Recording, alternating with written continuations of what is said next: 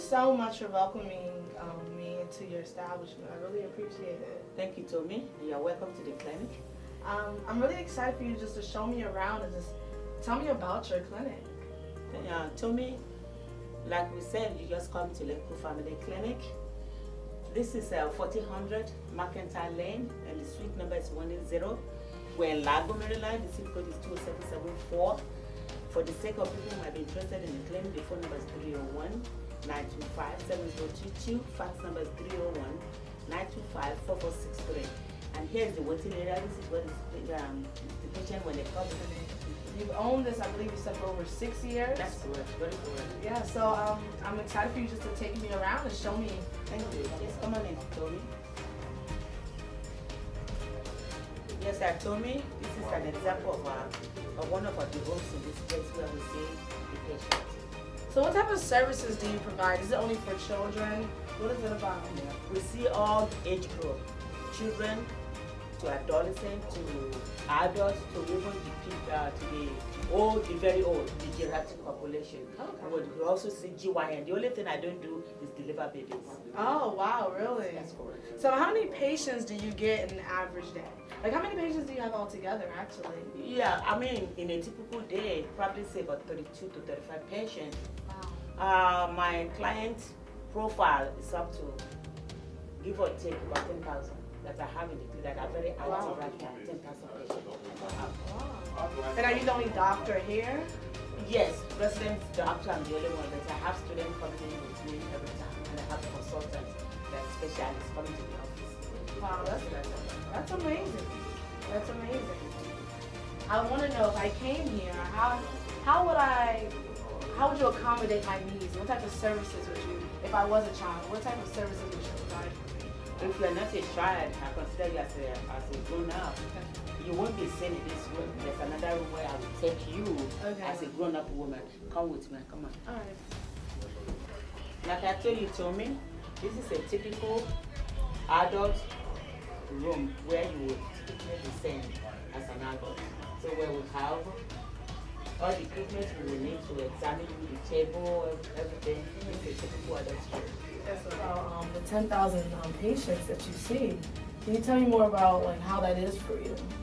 I mean, it's a little bit, this is what I expected, to see a lot of volume, to see the patient, because the number of patients I see every day, they vary. So the more people I see, the more confident I become, the more fulfilled I become. 10,000 patients is not really a lot of patients. To you might be a lot, but it's what I can handle in the clinic. How's the emotional toll when you see all these people come in and out of the clinic? Well, especially when I see what kind of services I provided them, and I see their response to how very satisfied they look, very happy they look. I feel fulfilled. I don't get burned out because I see the result of what I expect, which is patient satisfaction. Okay. So, as a Nigerian woman, based on where you've come from, when you come to work and you see your clinic, you own this, you're the president, how does that feel inside? Again, depends on the kind of service I provided. Most of the time I see a lot of dramas from our country that have no health benefit. Having them come to my clinic, have the confidence in me, and able to provide that what, quote, they expected, makes me very happy and fulfilled. So I do know that you are the only doctor here who works the clinic. So how much do you trust your students? The word student means they're still learning. They're still gaining experience. They're still gaining the knowledge. Depending on where they are at particular level of their studies, if they are seniors, they are about to graduate, which they're about to take the mantle of leadership, I can trust them with some of the patient care. But most of the time, because I'm still legally responsible for whatever action they take, I have to make sure I supervise them, make sure they're doing the right thing. Are your patients often uncomfortable with them, or do they want you here? How do you navigate through that? That's a good question. Most of the time, they become skeptical. Where's my doctor? Who are you? And that is when I call my letter. They are students. And one day, either you like it or not, they have to come in and be your provider. So we decided to build confidence in the students. Well, it seems like you really pride yourself on teaching. Like, this is clearly a teaching clinic. And how does that go along with your mission? Yes, that's a very good question, Tony. Because everything we do in nursing has to be based on the truth. We call it evidence-based practice, which means somebody have done it, they have supported that with research, they know it works. So that is why when the students come in, they do certain things, we support them with research, what has been done before. And that is the basis of this clinic as a teaching clinic where students validate what they have learned in their schools. Okay. I say validate, which means they've been taught the theory, they come to the clinic to say exactly what they were being taught in the school. Okay. Well, I kind of want to go back to your patients a little bit. I know when I was walking outside, I saw pictures of different patients you've had. What type of bond is that? Satisfaction, trust. That is what is it. When you have patients, they trust you. Most of the time when I don't come in, I'm not that I'm pricing myself. My patients don't want to come in because they know I'm not there. They put so much trust that they want to come in when I'm there because they know the service I provide to them is unparalleled. It's quality care. Quality care means it's based on what is happening around you. When I say quality, means you can see the value of what you provide. That is exactly what I mean. Quality care, what you can see. So are these patients that you often grow with over time? Because I know I saw children, infants to be specific, high schoolers, and you saw their graduation pictures everywhere.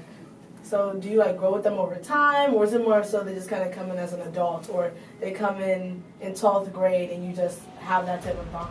And good enough, majority of my children that you see in the clinic, I pick them right from when they were born as infants, and I grew with them, took care of them until they did. So some of them are graduating from college. That will tell how long I've been in this clinic. So I saw them from when they were born in the hospital, brought them in, going out and everything, send them to school, and they graduate and they still come back here to me as an adult. Oh, wow. Have you ever taken anyone in the sense of offering them opportunities here? If the opportunity arises, I will surely do. I will be willing to do that. That will be my joy too. To have one of the one I've taken care of as a child come to work with me.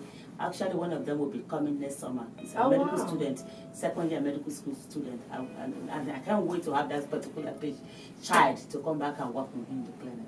Well, that has to be exciting for you because it seems like, you clearly dedicate yourself to teaching because you're growing with these people over time.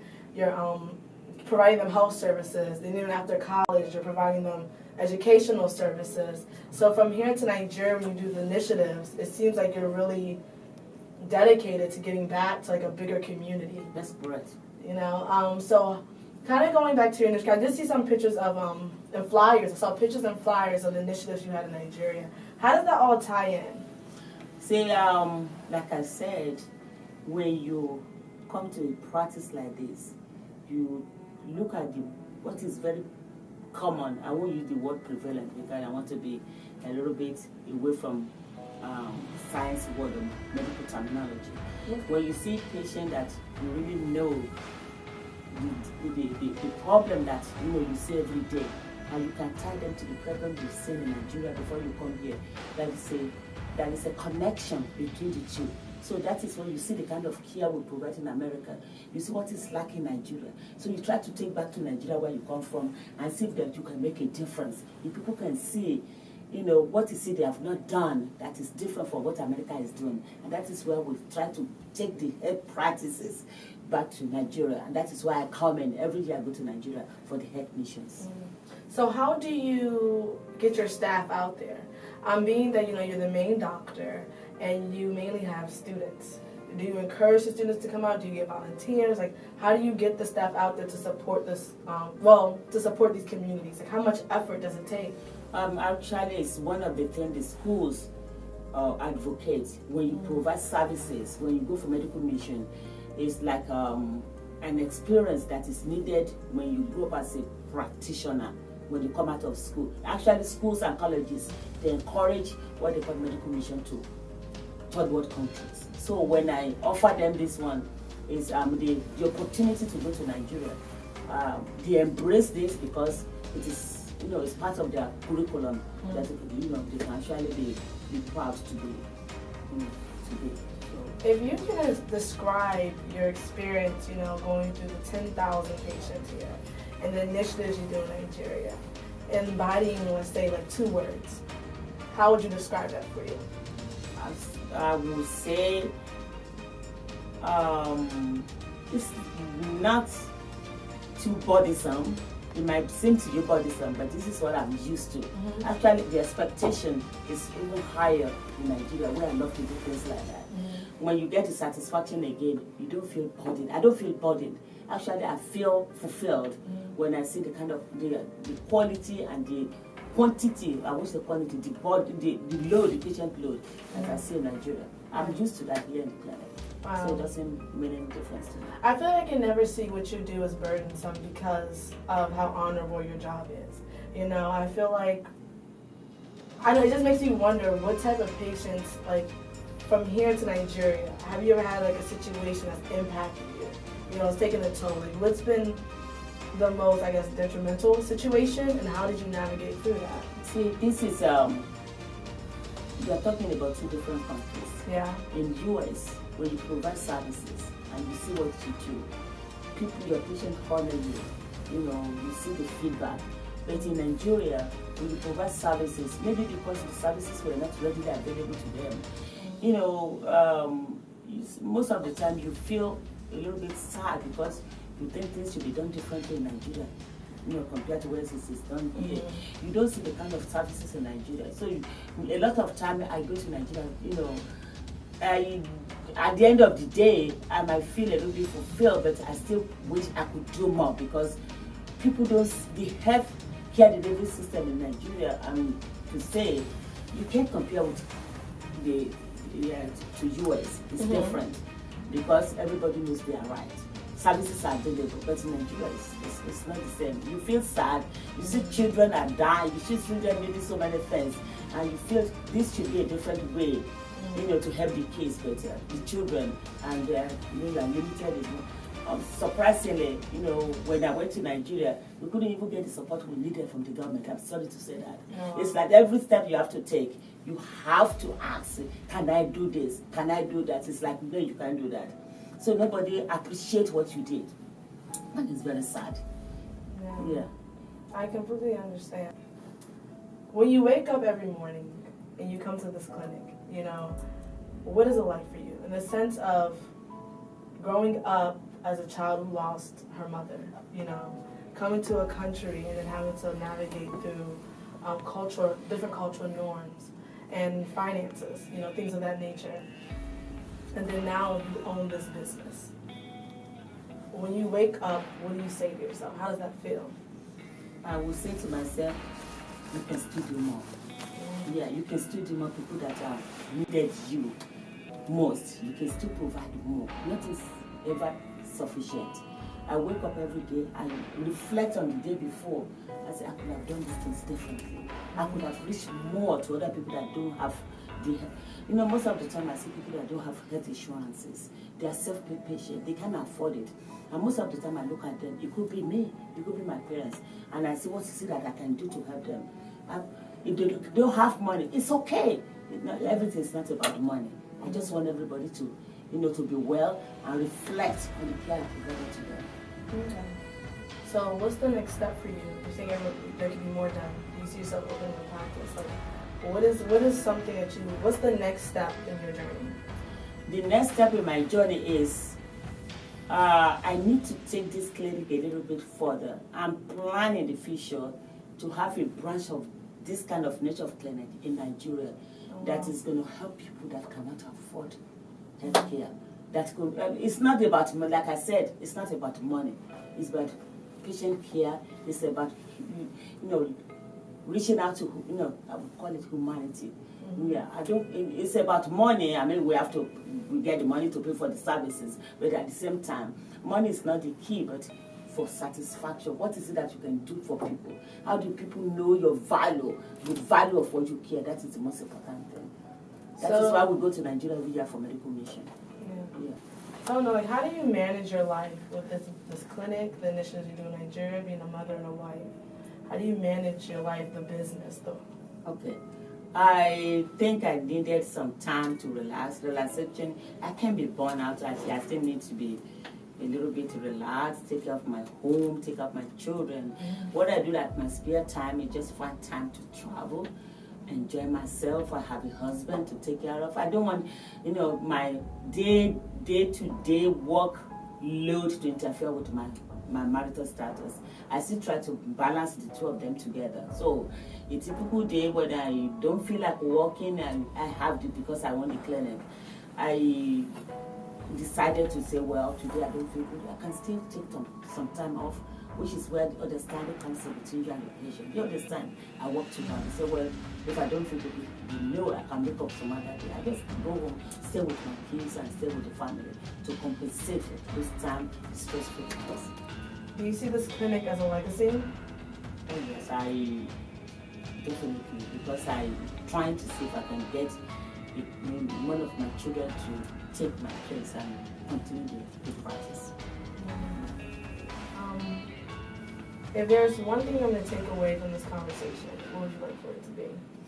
I want you yourself to be, as a person, with the mindset of, quote, quote, helper. I want you to be able to open your eyes and say, how can I reach out to be of good helper to other people that are in need? How can you be a good listener? How can you listen to other people's needs and be able to be of good use to them? Well, thank you so much for that advice, and I'll definitely build myself off of that. And I just want to say thank you for taking the time to meet with me today. Thank you. You're welcome. You'll be so wonderful. Yeah, thank you very much. Thank you so much. Nice having you in the clinic again.